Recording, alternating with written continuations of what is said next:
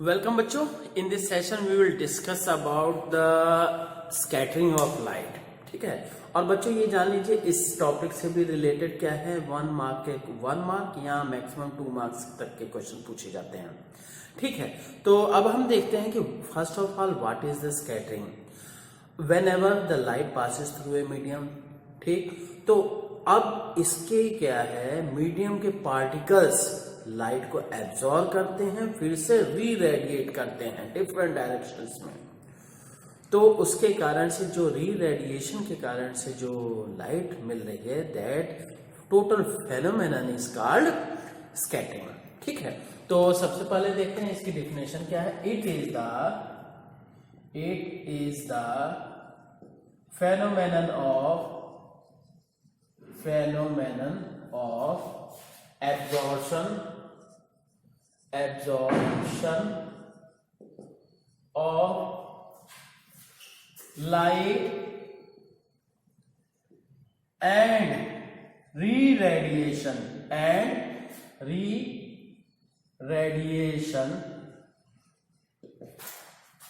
in different directions in different होना चाहिए यहां, different directions by the medium particles।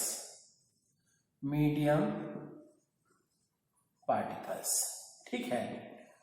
तो अब ये है मीडियम पार्टिकल्स। अब ये देखिए कि जैसे क्या मान लेते हैं ये कोई मीडियम पार्टिकल हुआ, this one is the medium particle. ठीक, मीडियम पार्टिकल मतलब एयर का मॉलिक्यूल हो सकता है, डस्ट के पार्टिकल्स हो सकते हैं, कुछ भी हो सकता है। ठीक है। तो अब क्या है, इसके ऊपर इंसिडेंट लाइट हुई, लाइट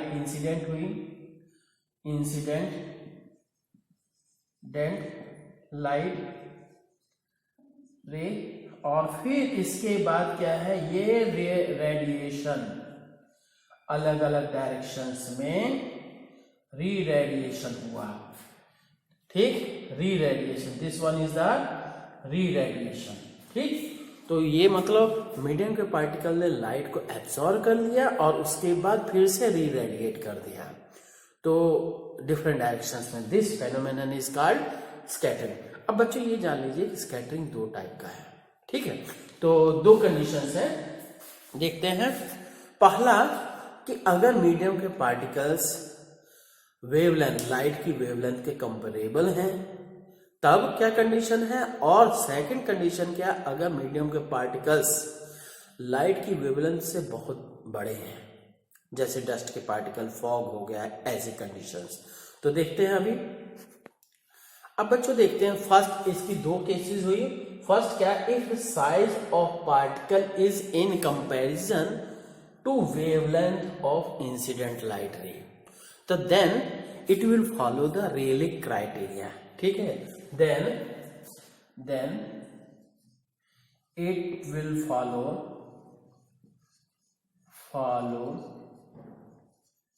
रेलिक क्राइटेरिया। ठीक है। तब ये क्या है, रेलिक क्राइटेरिया को फॉलो करेगा। तो कैसे फॉलो करेगा जी, आपको पता होना चाहिए कि I will be inversely proportional to lambda power 4। मतलब जो लाइट रे, जिस लाइट रे की ये जो वेवलेंथ है जितनी कम होगी, वो उतना ही ज्यादा आसानी से स्कैटर होगा। This is I is the intensity of scattering. ठीक, and lambda is the wavelength. Here कर लेते हैं, here I is the intensity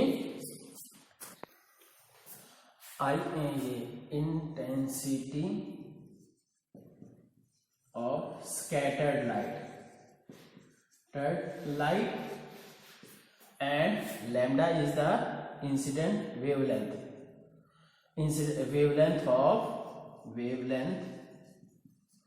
of incident light। Is that clear. तो अब क्या है कि इससे नतीजा निकलेगा कि जिस लाइट रे की वेवलेंथ जितनी कम होगी उतनी ही जल्दी स्कैटर होगा। ठीक है, clearly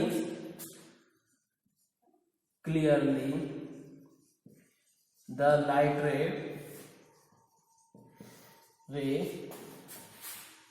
with lower wavelength, light ray with lower wavelength will scatter, light ray with lower wavelength will scatter more prominently,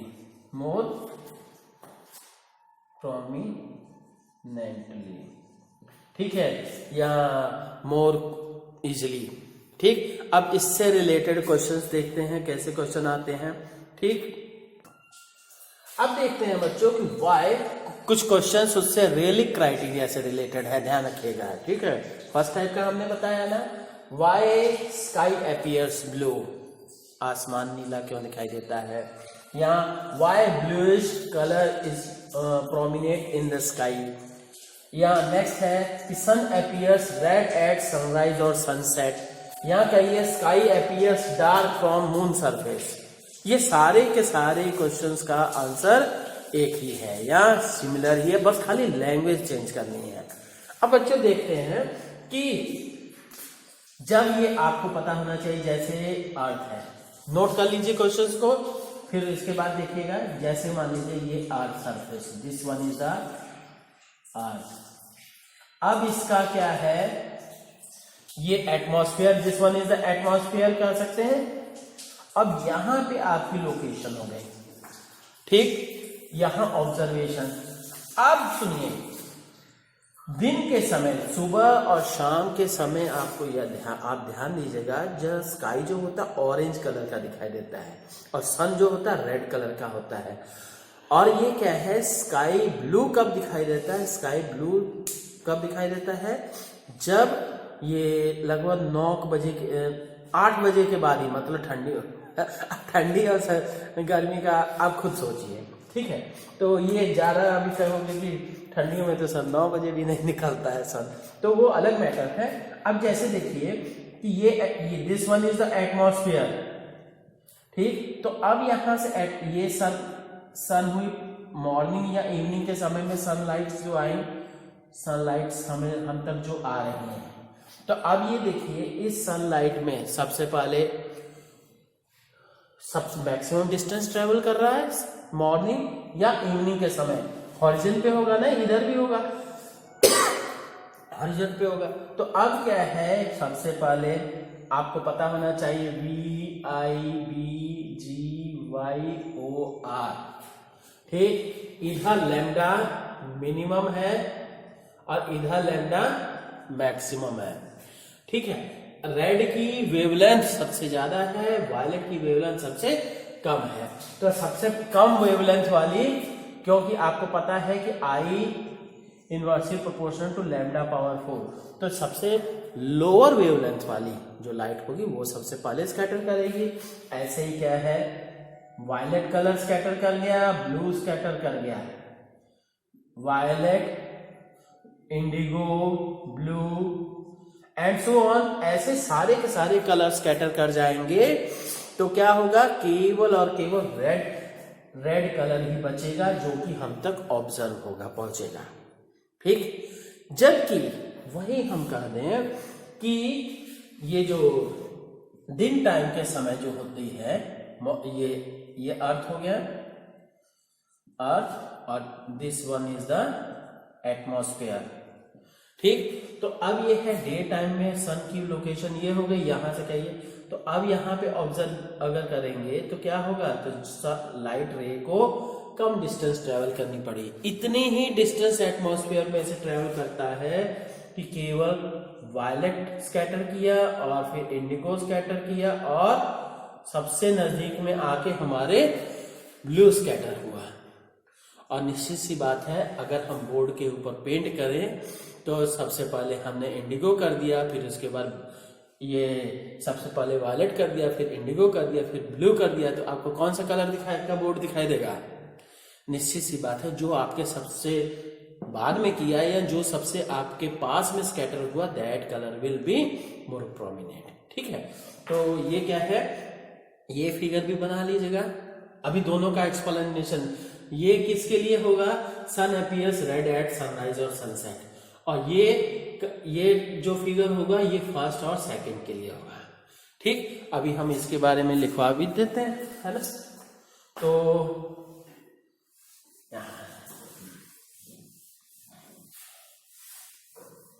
सबसे पहले क्या है, स्काई अपीयर्स ब्लू। ठीक, आंसर इसका स्काई अपीयर्स ब्लू का आंसर कि at the day time the sunlight travels such distance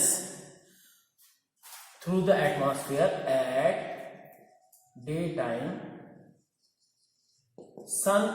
sunlight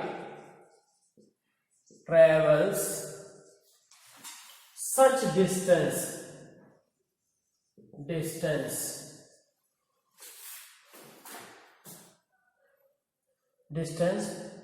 through the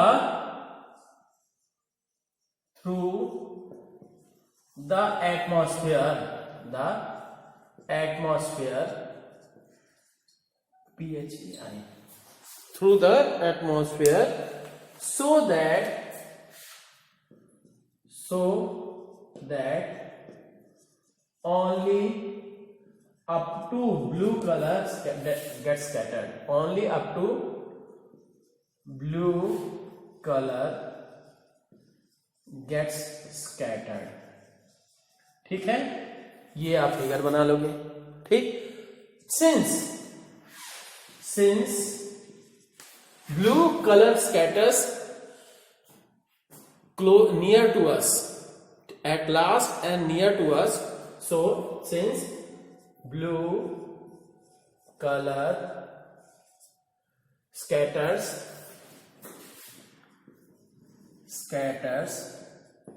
at last and near to us,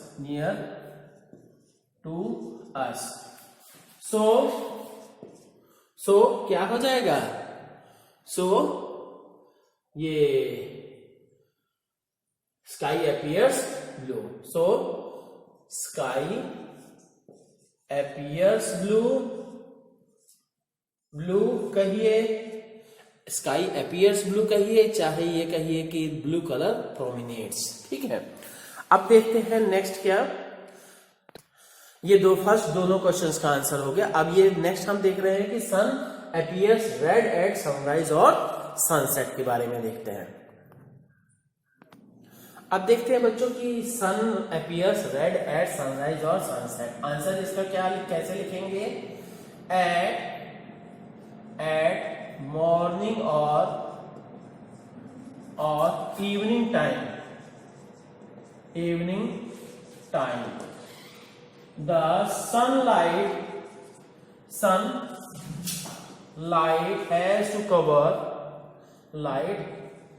has to cover maximum distance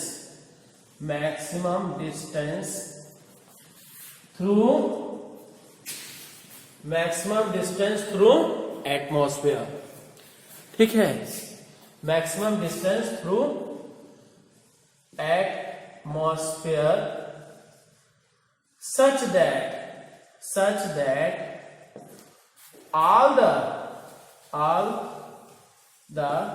maximum colors get scattered। सारे maximum colour scatter हो जाते हैं। कौन सा colour हमारा हम तक पहुंचता है, ओनली रेड या कहिए या orange colour remains unscattered, so sun appears red, and और कहेंगे साथ ही क्या है, यहां बच्चों ऑरेंज मत लिखिए, है ना, रेड की ही बात की जा रही है। And at the time the orange colour scatters at last, so sky also appears orange at evening और morning time. Also the as since कहिए, since the orange colour get scattered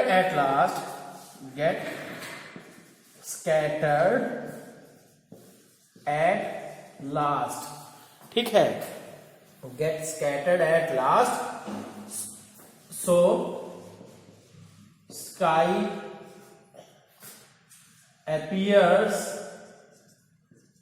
orange at morning और evening time, ठीक है। Morning या evening time पे जो sky होता है सन की तरफ का, पीछे के ना सन की तरफ का क्या है, ऑरेंज कलर का दिखाई देता है, और सन जो कलर देखोगे तो रेड कलर का होता है, ठीक है। अब फर्दर बच्चों देखते हैं कि sky appears dark from moon surface. Next question क्या है, अब ये क्वेश्चन है कि sky appears dark from moon surface, तो आंसर इसका क्या करेंगे कि the colour of sky is due to the scattering of light, ठीक है। तो अब क्या है, since there is no atmosphere at moon, so there will be no scattering, as a result sky appears dark, ठीक है। तो लिख लीजिए क्या, colour of sky is due to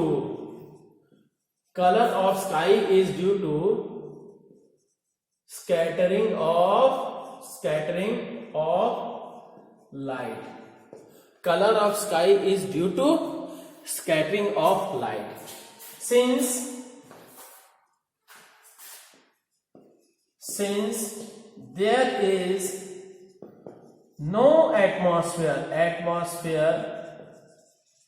at moon, since there is no atmosphere at moon, so तब क्या होगा जी, since there is no atmosphere at moon, so ठीक, since there is no atmosphere at moon, so since there is no atmosphere at moon, so there will be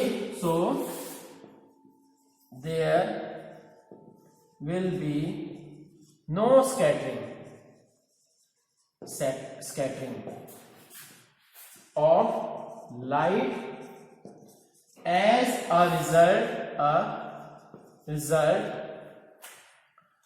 a result क्या होगा, sky appears dark, ठीक, from moon surface, dark from moon surface, ठीक है। तो अब देखते हैं जी, अब देखते हैं बच्चों की सेकंड केस क्या है, कि ऐसा भी हो सकता है कि डस्ट पार्टिकल्स जैसे हैं या फॉग के पार्टिकल्स हैं, तो उस फॉग में क्या है, वाटर ड्रॉप्स रहती है। तो अब ऐसी सिचुएशन में क्या होता है कि मैक्सिमम तब क्या है, रेलिक क्राइटेरिया फॉलो नहीं होता है, ठीक है। तब क्या है कि लाइट अगर पास की मीडियम में से सारे के सारे कलर्स स्कैटर कर गए, तो सारे कलर्स एक साथ स्कैटर कर जाने के बाद नतीजा क्या निकला है, सब कलर से बन के कौन सा, व्हाइट कलर बनता है, ठीक है। कलर की बात नहीं बच्चों कि, ठीक है, पिगमेंट की बात अलग होती है, लाइट की बात अलग है, ध्यान रखिएगा, ठीक है। ऐसा नहीं कि ड्राइंग के सारे कलर मिला दो और उसके बाद कहोगे कि सर कहाँ व्हाइट बना है, ठीक है, that is the different thing. तो अब ये है कि केस सेकंड की बात, कि if the size of medium particle is very large, size, if the size of medium particle is very large, then तब क्या हो जाएगा, if the size of medium particle is very large then the ये Rayleigh criteria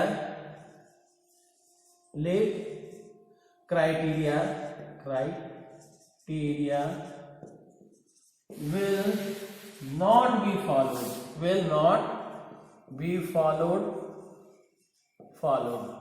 रेली criteria follow नहीं होगा। तब क्या होगा, ठीक, all the colors will be equally scattered,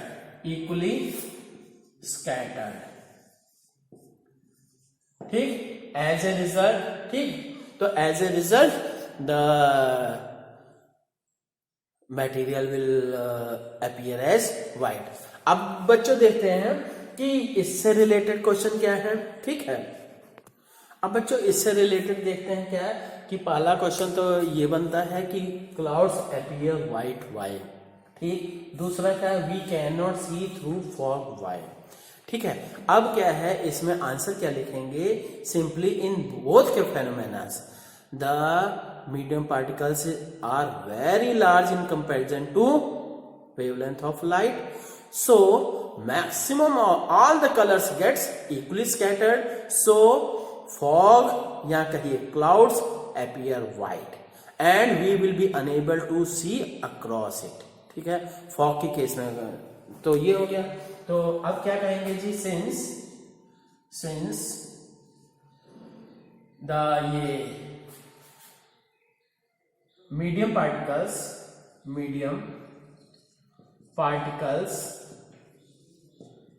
in case of क्या है, in case of fog or clouds are very large, ठीक है। since medium particles in case of fog or clouds are very large, so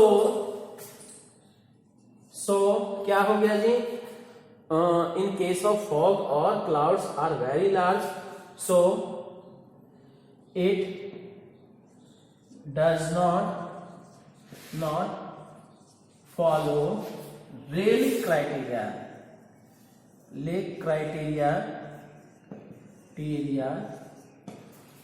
and ठीक, Rayleigh criteria, ठीक। तो so all the colors of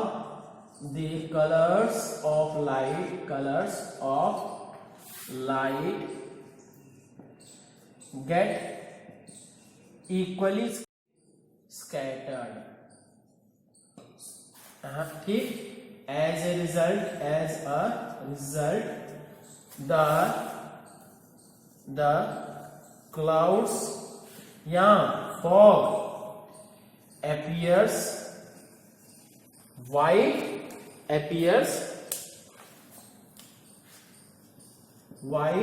and we are unable to see across it, ठीक है। तो बच्चों इस तरह के ही क्वेश्चन बनते हैं स्कैटरिंग से, और ये जान लीजिए कि एक दो नंबर के ही क्वेश्चन से एक बूंद से घड़ा भरता है और एक दो नंबर से ही बच्चा टॉप भी करता है, ठीक है। Okay, thank you.